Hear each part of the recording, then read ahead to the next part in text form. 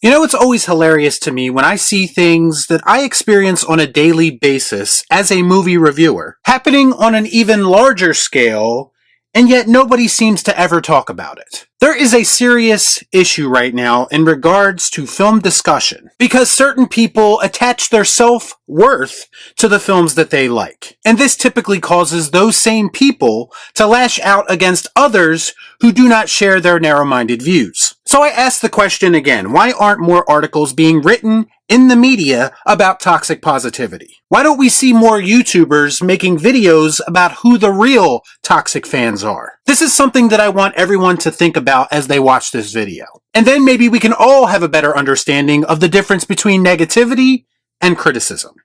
Let's discuss. I watch so you don't have to. All I'm offering is the truth, nothing more. So for those that don't know, we have a Crow Reboot on the way, and there is a conversation to be had as to whether or not that reboot is in fact necessary, but that's not the conversation we're going to have today. When it comes right down to it, the original is beloved, but I don't have any issue with a reboot, because at the very least, it will surely be a movie that offers some variety as it pertains to the comic book movie genre, and that genre needs variety more than anything right now. Help me help you.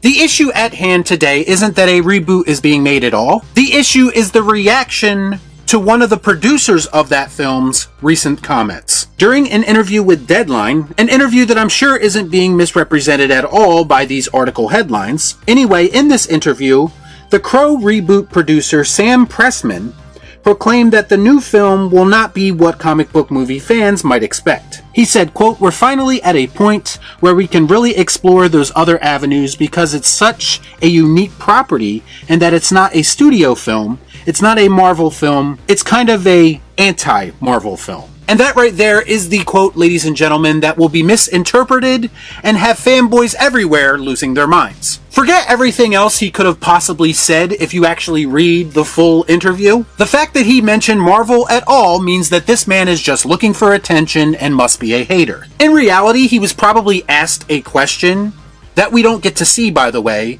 that led him into this answer.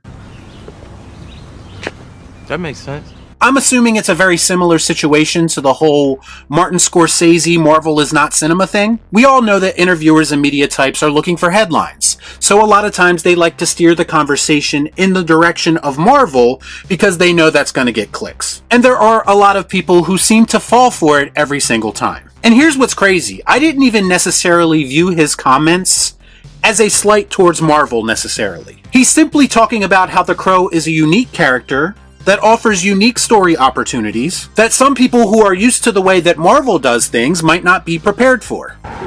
Interesting.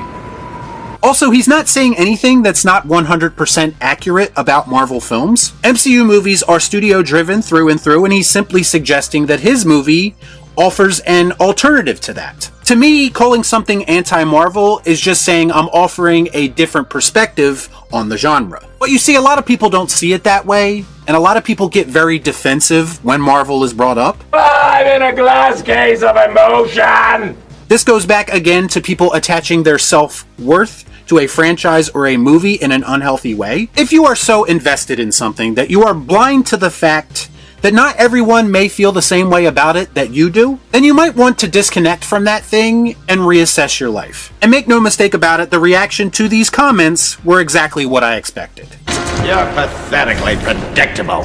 This is just one Twitter post where I found 3 of the MCU's biggest shills exposing their insecurities and reacting to these comments like a troll would with snarky and one-sided remarks. And of course, all 3 comments revolve around this idea that this producer somehow has a personal vendetta against Marvel. First, we have Jalen, who is not only a big advocate for She-Hulk, calling it the best Phase 4 project to date, but he also went out of his way to speak on how this producer dude, quote, has imaginary beef with Marvel. Do you ever notice that anytime you criticize something or you hold something to a higher standard, that some people instantly respond to that, oh, you must hate that thing? Because extremes are the only way that these people can process criticism. There's no gray areas for these people.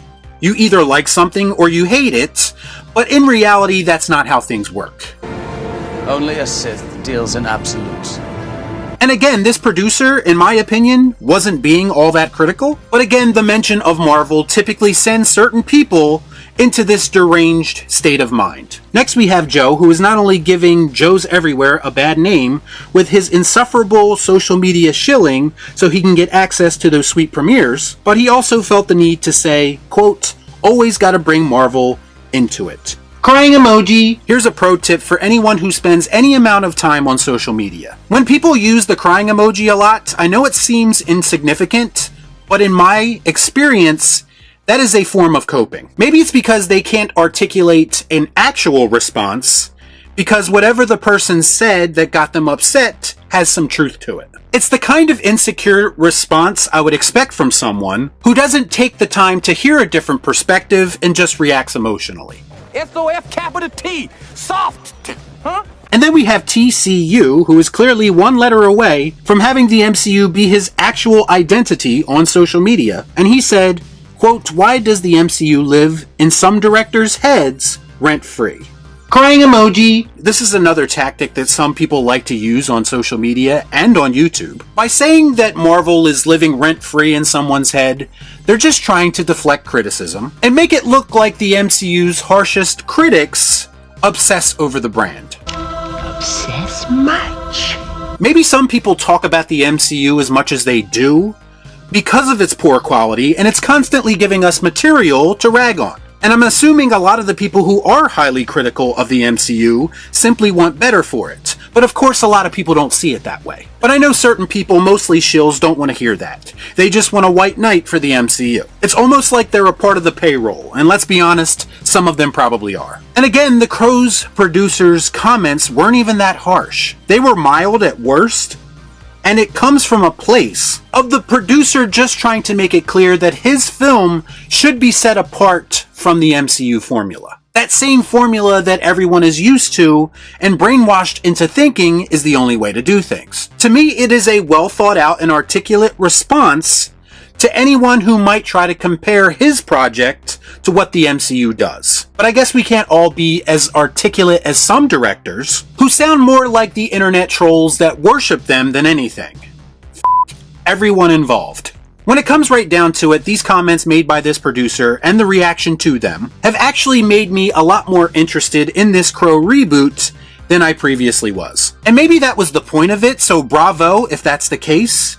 Because before you had my curiosity, and now you have my attention. Truthfully, I welcome any film that offers variety and challenges the status quo, because I'm ready for a situation where I can walk into a theater to watch a comic book movie and not know exactly what I'm going to see before I even watch it. The thought of that is exciting to me. And to me, anyone who has an issue with that doesn't value the art form of cinema. All they really value is the need for validation and self-gratification. Y'all be cool. Right on.